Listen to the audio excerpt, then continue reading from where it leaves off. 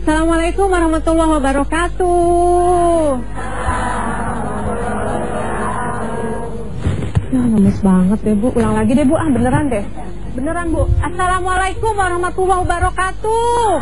Nah gitu dong. Pagi-pagi harus semangat Bu. Jangan ngantuk.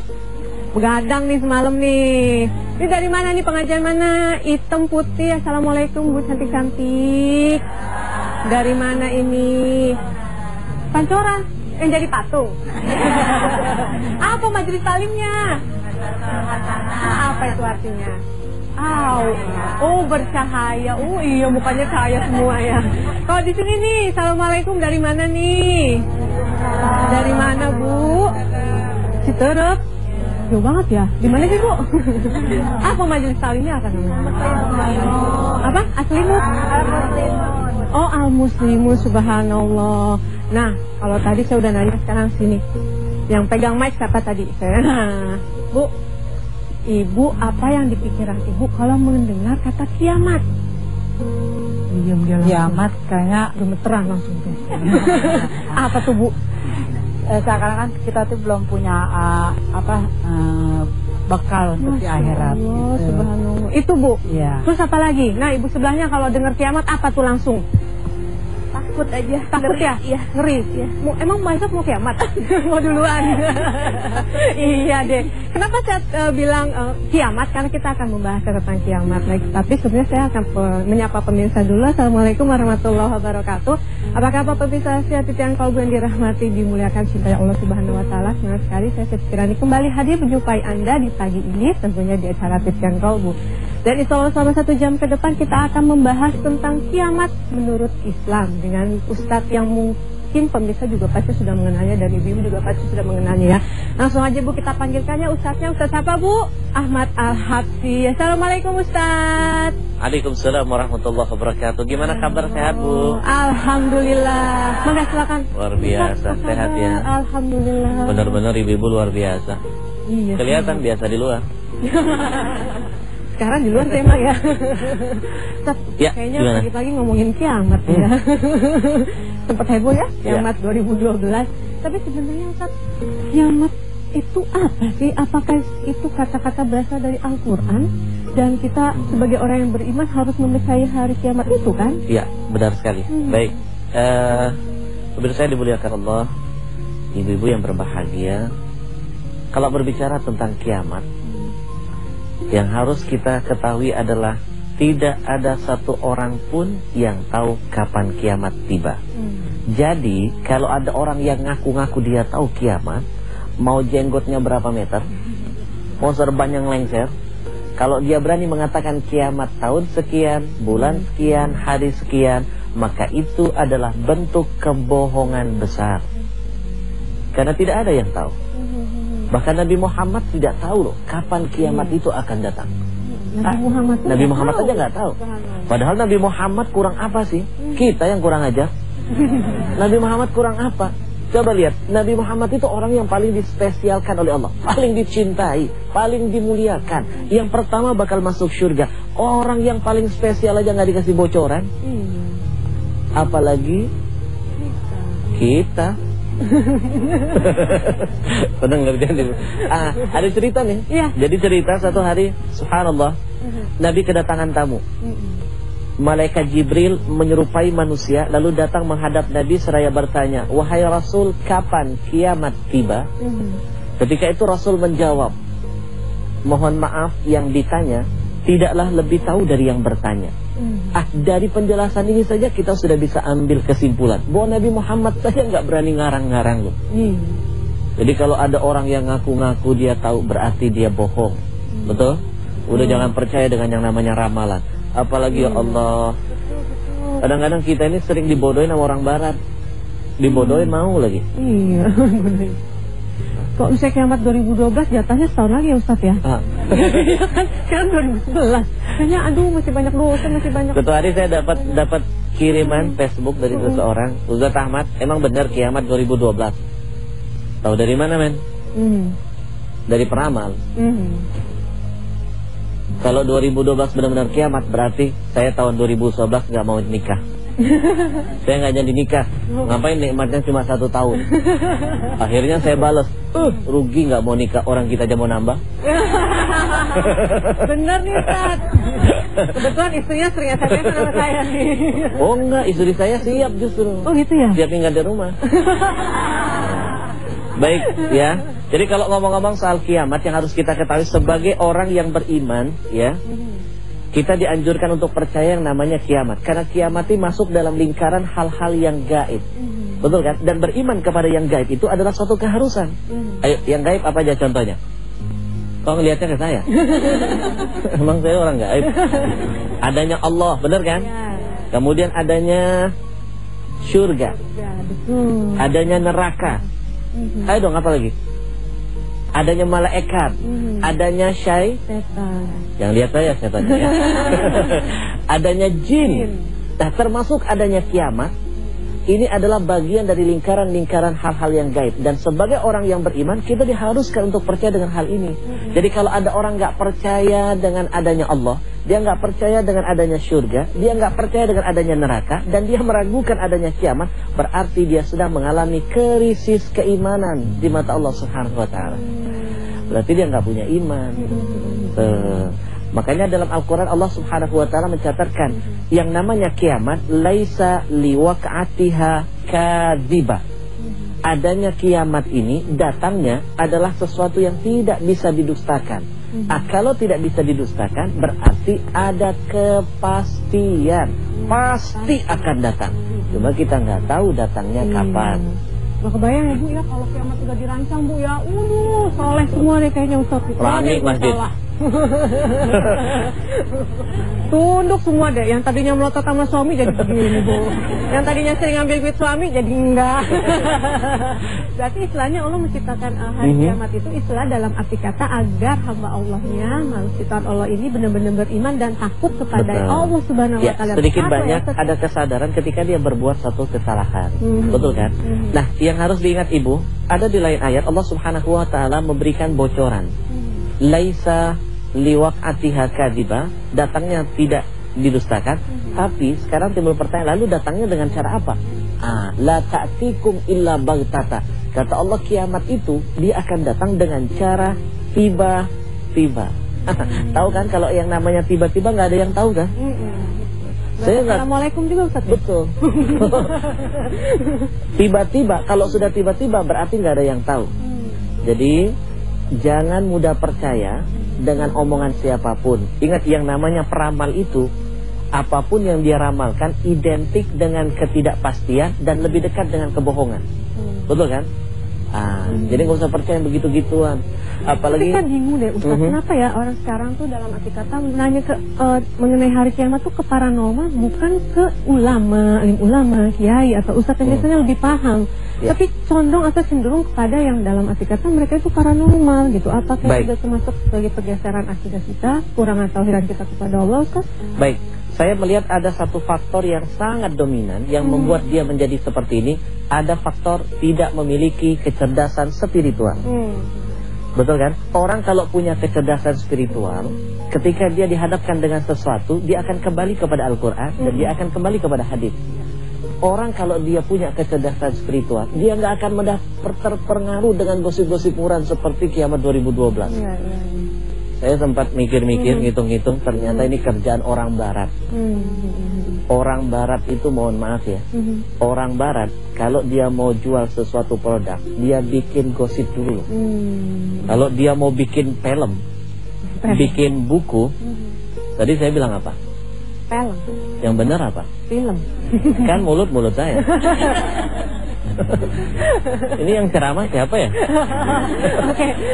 Baik Ustaz, berbicara mengenai dunia barat, tentunya kita pasti akan nanti menjelaskan lebih lanjut tentang kiamat ini. Pemirsa jangan kemana-mana, Titian Kolbu akan kembali setelah yang satu ini, insya Allah.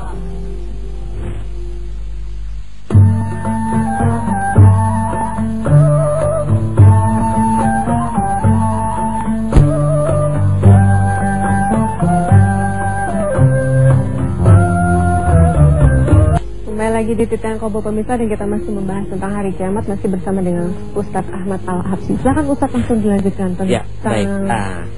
Kiamat. Kalau seseorang itu punya kecerdasan spiritual, dia tidak akan mudah dibodohi oleh siapapun. Saya melihat kita ini setengah dibodohi oleh orang barat. Orang barat ya, mau bikin film, dia bikin sensasi. Dia karang tentang suku Maya. Padahal dulu kita nggak pernah dengar loh suku Maya. Dikarang-karang tentang penanggalan suku Maya, dibuat-buat. Dia sebar 3 tahun, 4 tahun sebelumnya, dia sebarin di internet di mana-mana. Setelah opini sudah mulai terbentuk, keresahan di tengah-tengah masyarakat sudah mulai timbul, dia bikin film 2012. Apa nggak laris tuh film? Iya.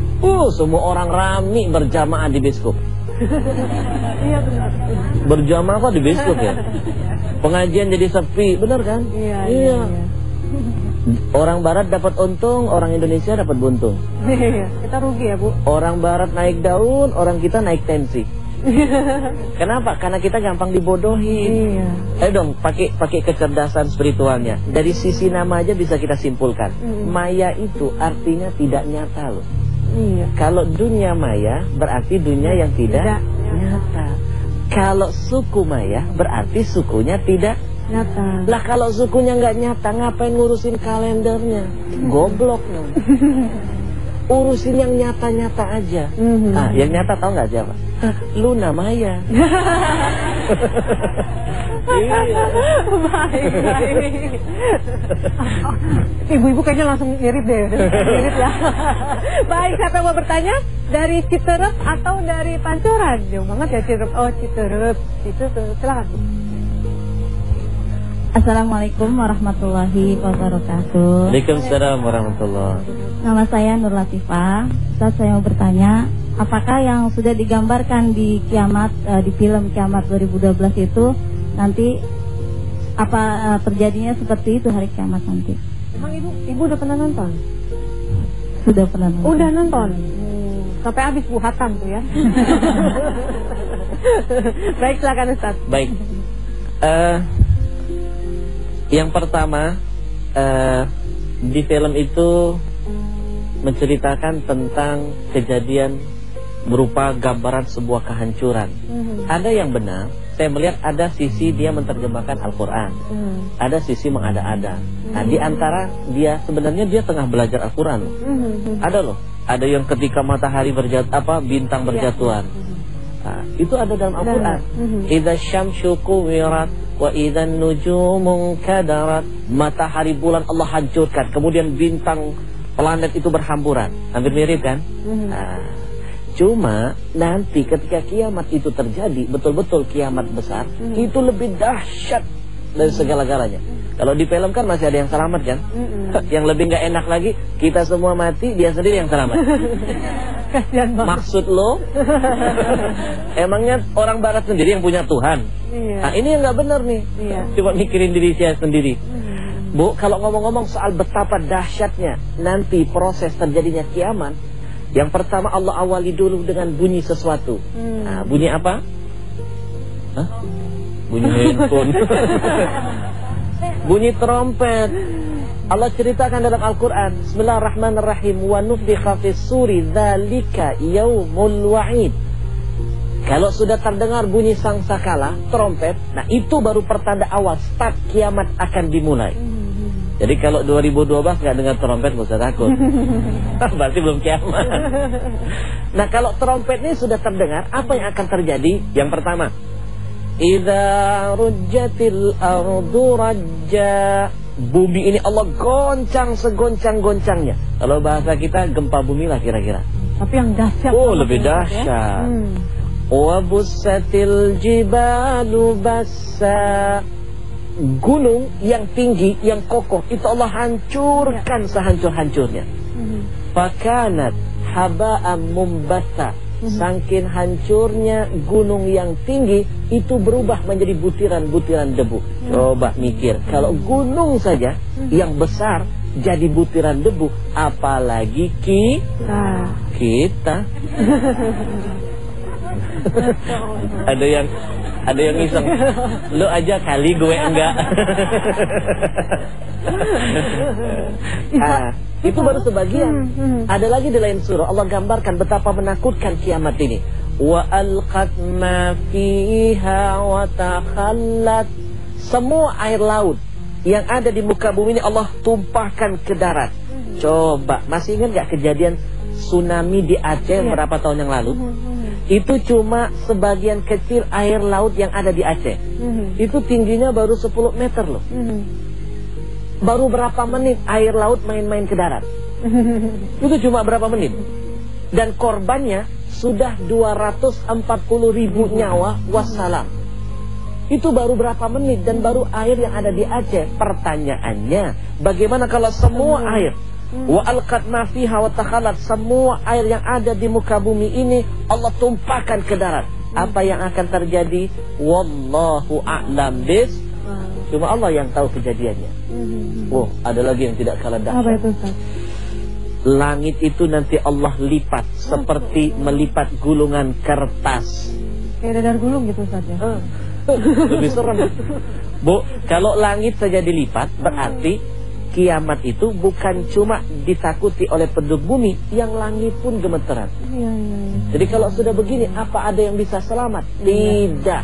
Karena ada ayat menggambarkan nanti ketika kegaduhan, kedahsyatan terjadi, ada hamba Allah yang teriak-teriak, yaqulul insan yauma idzin ainal mafar.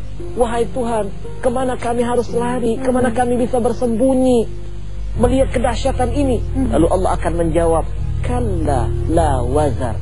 Mohon maaf mas, nggak ada lagi tempat bisa berlari, nggak ada lagi waktu untuk bisa sembunyi. Inilah saatnya, game over. Tuh, dahsyat kan? Iya. Tuh, tapi jangan takut, ada kabar gembira. Kenapa, Ustaz? Sebelum menuju ke kabar gembira, Ustaz, ada yang mau nanya nih soalnya. Silakan, dari mana mau nanya? Oh, saya, silakan. Ibu, silakan. Iya, dengan Ibu siapa? Assalamualaikum warahmatullahi wabarakatuh. Waalaikumsalam warahmatullahi Nama saya Rusni. Pak Ustadz, saya mau bertanya, apakah seorang anak yang selalu membantah dan menyuruh-nyuruh orang tua, apakah tanda-tanda dari bagian hari kiamat? Assalamualaikum warahmatullahi wabarakatuh. Waalaikumsalam warahmatullahi wabarakatuh. Sering disuruh-suruh ya Bu? Gitu dah. Baik. Salah satu tanda kiamat itu sudah dekat. Jadi tanda itu ada dua ya. Ada tanda kubro, ada tanda sugro. Tanda yang kubro ini ya, artinya kalau tanda yang besar ini sudah ada, timbul, itu berarti bukan langsung kiamat, tidak. Tapi maksudnya kiamat itu sudah relatif sangat dekat, tapi bukan langsung terjadi. Lalu yang kedua, ada namanya tanda kecil. Ya, kalau itu sudah timbul, kiamat sudah dekat, tapi waktunya relatif agak lebih lama. Tapi sudah dekat. Itu sudah masuk kategori asyarat, tanda-tanda kiamat. Nah, kalau tanda-tanda kecil itu banyak. Ada kata Nabi, inna min asyratis sa'ah. Tanda-tanda kiamat itu yang pertama, Allah Subhanahu wa taala mencabut ilmu di muka bumi ini. Ya. Ayyurfa'al ilim. Ilmu ini dicabut. Bagaimana cara ilmu dicabut? Dengan banyak matinya orang-orang alim. Kayak kemarin siapa? Gus Dur. Orang-orang yang berilmu dimatikan oleh Allah. Ini tanda-tanda kiamat sudah dekat. Kalau orang alim mati, belum tentu ada gantinya. Kalau artis, besok udah banyak gantinya. Betul kan? Nabrak. Yang kedua, kebodohan merajalela di mana-mana. Dan yang ketiga, ya, nanti banyaknya orang yang akan bangga dengan minuman keras. Kemudian banyaknya orang yang berbuat zina. Kemudian nanti banyaknya kezaliman di muka bumi ini. Lalu nanti ada lagi lebih banyak perempuan dibanding laki-laki. Oh, sekarang aja udah kelihatan. Saya sendirian perempuan semua kan? Udah kelihatan. Iya. Sampai kata Nabi, perbandingannya itu 1 laki-laki 50 perempuan. Masya Allah. 1 laki-laki 50 perempuan. Sekarang kalau nggak salah sensusnya, kota Jakarta itu 1 banding 5. Kalau di Jawa itu sudah 1 banding 8 loh. Nah, 1 banding 50. Jadi kalau 1 banding 50, kalau 1 plus 1 49, mau taruh di mana ya? Nah, Ada lagi tanda-tandanya. Di antara tanda-tanda lagi kata Rasul apa, nanti akan lahir anak yang menjadi majikan bagi orang tuanya. Ada hubungannya dengan yang ibu tanya. Artinya anak durhaka maksudnya. Sekarang sudah banyak kelihatan. Ada anak membunuh orang tuanya. Ada anak bukan cuma nyuruh lagi, dia menghamili ibunya. Betul kan? Ini bagian dari tanda-tanda bahwa kiamat itu sudah dekat. Terus kabar gembiranya apa, Ustaz? Oh, ada kabar gembira, jangan takut. Ini udah serem-serem semua. Udah tegang tuh. Subhanallah, ada kabar gembira dari Rasul untuk kita.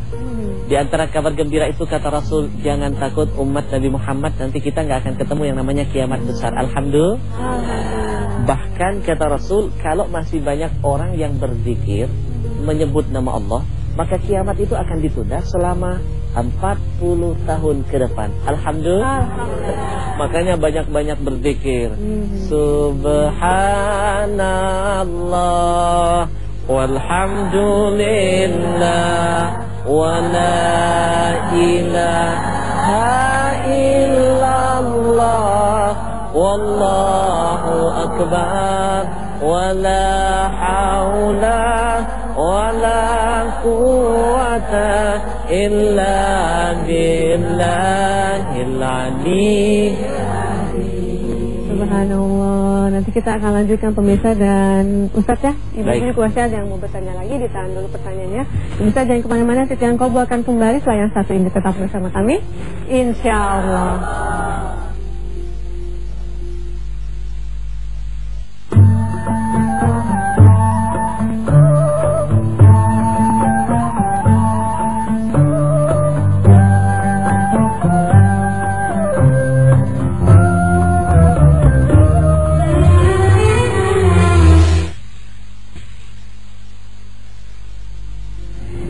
Kalau misalnya kita melihat bencana yang terjadi akhir ini, ada yang namanya gempa bumi atau tsunami dan banyak lagi kejadian-kejadian yang istilahnya sudah merupakan satu, tadi kalau Ustadz bilang adalah bukti adanya kiamat kecil ya Ustadz ya. Betul. Itu emang Allah memberikan kita atau musibah atau ujian atau cobaan untuk menyadarkan kita bahwa memang istilahnya kiamat memang sebentar lagi gitu. Ya. Baik, yang pertama Ibu, musibah yang Allah hadirkan di tengah-tengah kita itu bisa berarti tanbihan lil ghafilin. Adalah satu proses di mana Allah Subhanahu wa taala ingin menyadarkan kita. Dikasih contoh, ini baru gempa yang enggak seberapa loh. Gimana nanti kalau benar-benar kiamat? Ini baru banjir sedikit loh. Gimana kalau nanti Allah hadirkan semua air? Artinya cubitan halus dari Allah. Mau sadar nggak kita? Kalau udah nggak sadar udah kebangetan. Gempa bumi udah dihadirkan, tsunami sudah mampir, gunung udah pilek di mana-mana. Apalagi nih, banjir bandang, tanah longsor. Belum lagi kita orang-orangnya yang maksudnya dalam arti kata masih percaya dengan ada-adanya mistik atau berbau yang macam-macam tadi ya Ustaz ya, yang mengurangi ketaatan kita kepada Allah. Itu udah merupakan kiamat kecil juga ya Ustaz ya. Betul. Masya Allah. Imannya yang kiamat. Iya benar. Tuh, makanya ingat tuh, jangan percaya dengan yang namanya peramal ketik rek gitu ya.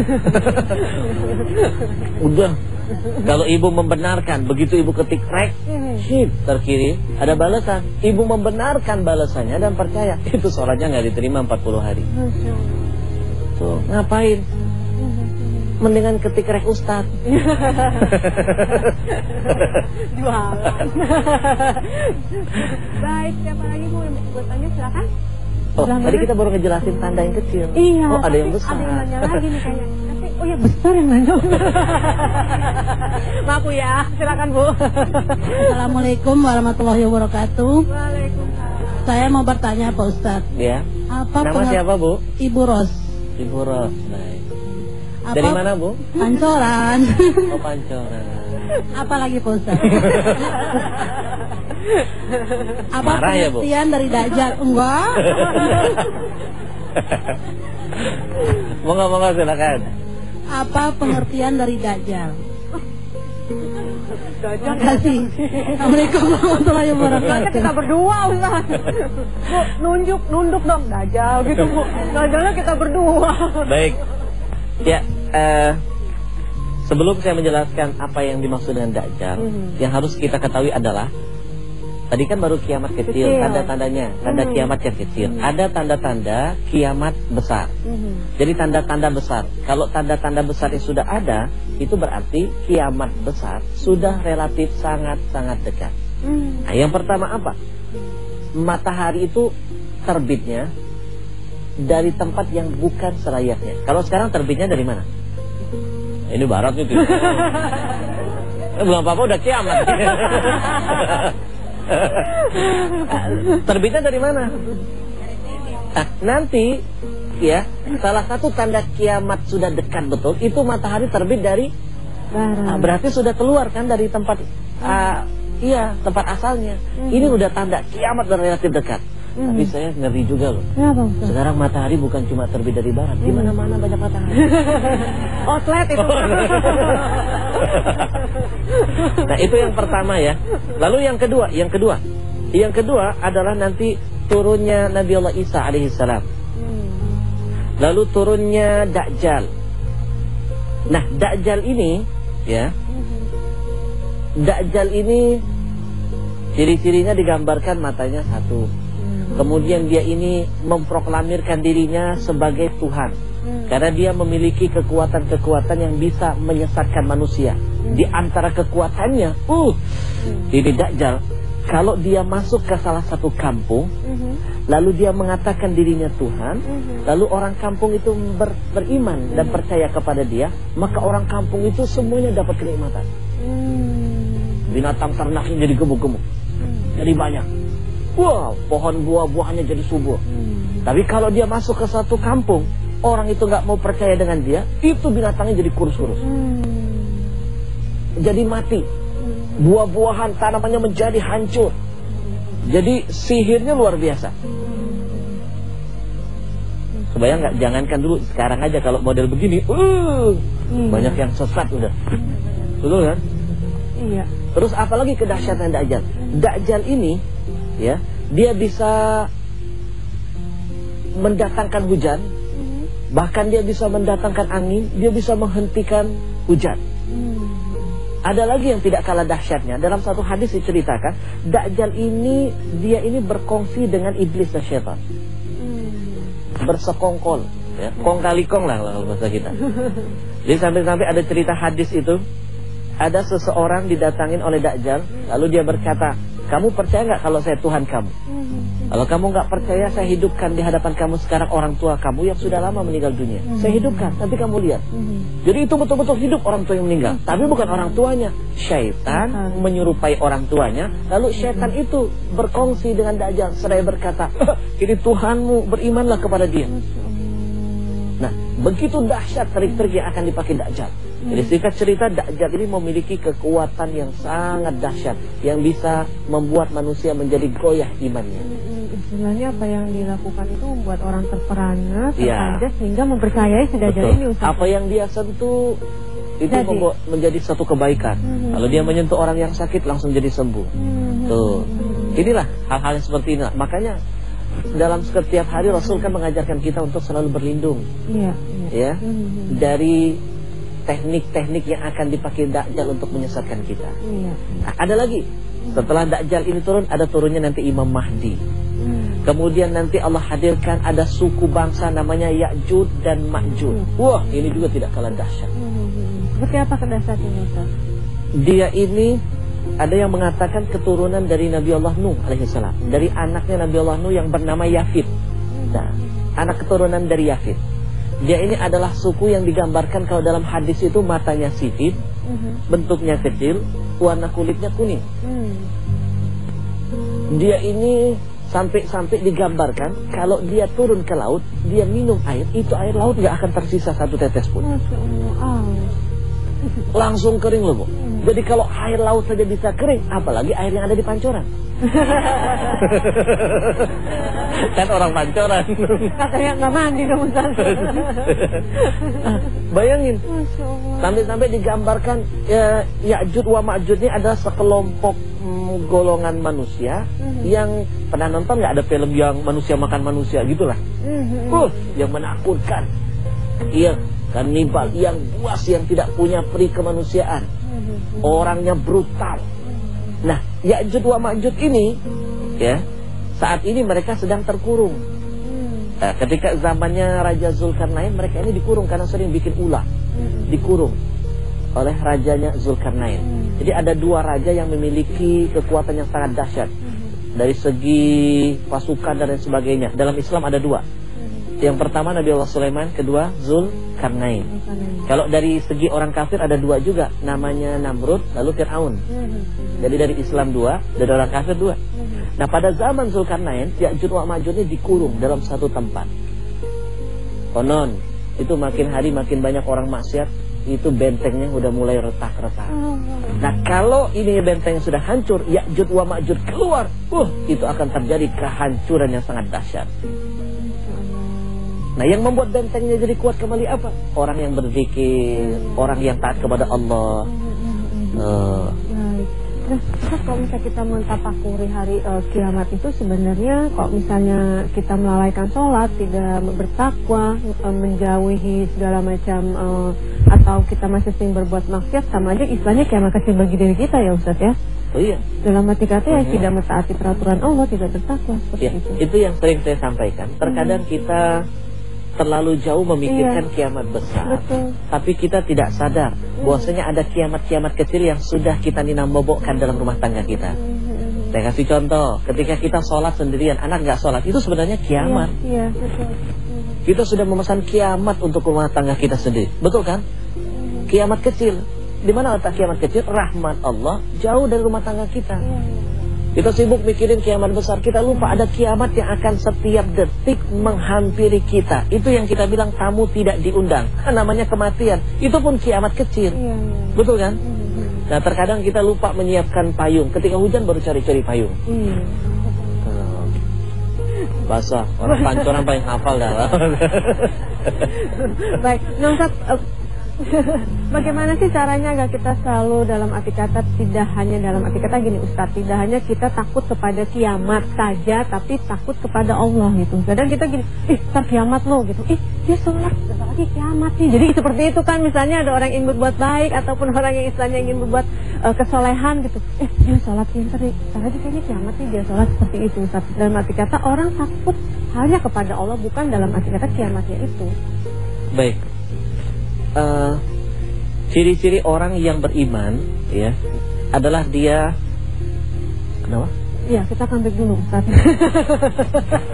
Sampai bisa jangan kemana-mana, Titian Kolbu akan kembali setelah yang satu ini, tetap bersama kami Insya Allah.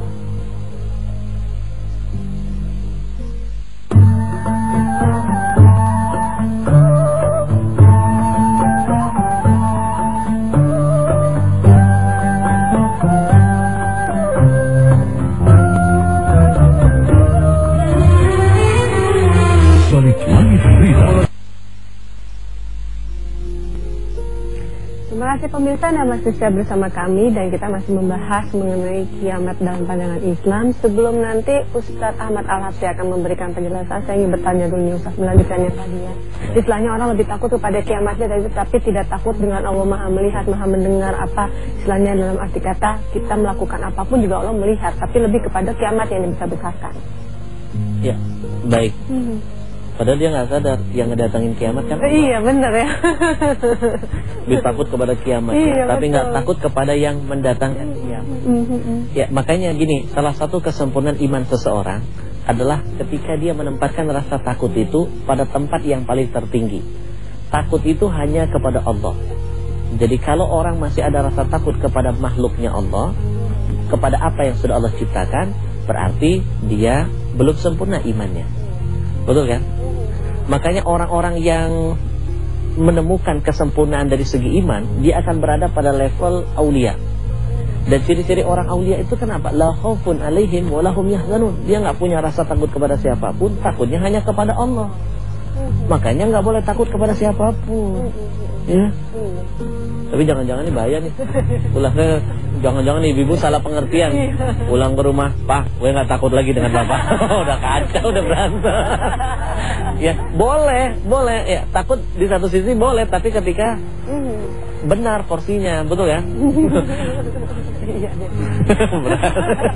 Kenapa kalau misalnya kiamat Tuhan datang tiba-tiba istilahnya diundang itu kita harus selalu siap. Oh ya. Siaga 24 jam gitu ya. Sebenarnya bekal apa sih yang harus kita persiapkan? Baik, yang pertama adalah bekali diri kita dengan keimanan dan ketakwaan. Karena keimanan itu dan ketakwaan adalah indikator yang bisa menghantarkan kita untuk meraih yang namanya kemuliaan. Mana janji Allah? Inna akramakum indallahi atqakum. Ketika seseorang itu dia pandai meningkatkan frekuensi keimanan dan frekuensi ketakwaannya, maka dia akan menemukan kemuliaan. Karena Allah sendiri berjanji, orang yang paling mulia di sisiku adalah orang yang paling bertakwa di antara kalian. Nah, lalu iman dan takwa ini juga bisa menjadi indikator yang bisa menghantarkan seseorang meraih kemudahan di balik kesulitan apapun yang menimpa dirinya. Jadi kalau ibu ada kesulitan, ada kesukaran, ada masalah, tingkatkan keimanan ketakwaan. Karena Allah juga berjanji, wa may yattaqillah yaj'al lahu makhraja wa yarzuqhu min haitsu la. Jadi kalau orang itu dia beriman, bertakwa, maka Allah datangkan kemudahan di balik kesulitan, lalu Allah akan datangkan rezeki dari jalan yang tidak dia sangka-sangka. Jadi luar biasa, dengan iman dan takwa aja banyak sekali manfaat yang bisa kita dapatkan. Alhamdulillah. Selain kita meningkatkan keimanan dan ketakwaan, lalu yang kedua, ya, kita memperbanyak berbuat kebaikan di muka bumi ini. Kemudian mempersiapkan anak-anak kita itu harus jadi generasi yang bisa membuat kita tersenyum di dunia dan bisa membuat kita nanti terhibur di alam kubur dengan doa setiap harinya. Terkadang kita asik nonton sinetron, ya, tapi kita lupa dengan rumah tangga kita sendiri. Giliran di TV nonton ngurusin rumah tangga orang loh, tapi rumah tangga sendiri gak diurusin. Pagi-pagi bangun tidur belum ngurusin suami, belum mandi, belum apa-apa, nyari remote, nyari gosip. Ini gosip rumah tangga siapa lagi nih ya? Kok kita betul ya? Kalau ngurusin rumah tangga orang nomor 1, rumah tangga sendiri. Ya. Bekal kita iman, takwa. Iya. Kepada Allah Subhanahu wa Ta'ala. Jadi intinya begini, kalau boleh saya simpulkan, qabla bima yatumla'ul kanainu, sedia payung sebelum hujan. Jangan sudah hujan mau cari-cari payung. Payung kita apa? Iman dan takwa. Maka jadikan film 2012 itu menjadi tamparan buat kita. Tamparannya apa? Harus kembali kepada Al-Quran dan hadis. Betul kan? Kalau orang baratnya dia coba mengartikan kejadian-kejadian itu, sedikit banyak dia ngambil dari Al-Quran. Kenapa kita nggak mau? Betul kan? Baik, tapi kan zaman sekarang gitu loh, zaman sekarang gitu loh, untuk menjaga iman dan takwa kita, untuk selalu bersih hati kita ya Bu ya. Zaman sekarang ini kan sepertinya susah sekali Ustaz. Bagaimana sih untuk menjaganya tuh? Itu yang dalam ilmu agama dijelaskan al-ujur bi qadri ta'ab. Makin susah, makin kita mau berusaha. Iya, kenapa susah? Wajar, karena banyak rintangan. Salah satu rintangannya, zaman dulu orang rajin ibadah karena godaannya kecil. Zaman dulu satu orang digoda cuma mungkin 10 setan. Nah sekarang satu orang satu kompi loh. Karena setan makin lama makin beranak. Betul kan? Makin berkembang, dia nggak mati-mati loh. Berarti makin banyak yang bikin kita sesat, bikin banyak yang menggoda kita, betul kan? Nah, tapi jangan takut, makin berat rintangan, makin kita mau berusaha, berjuang, makin besar ganjarannya.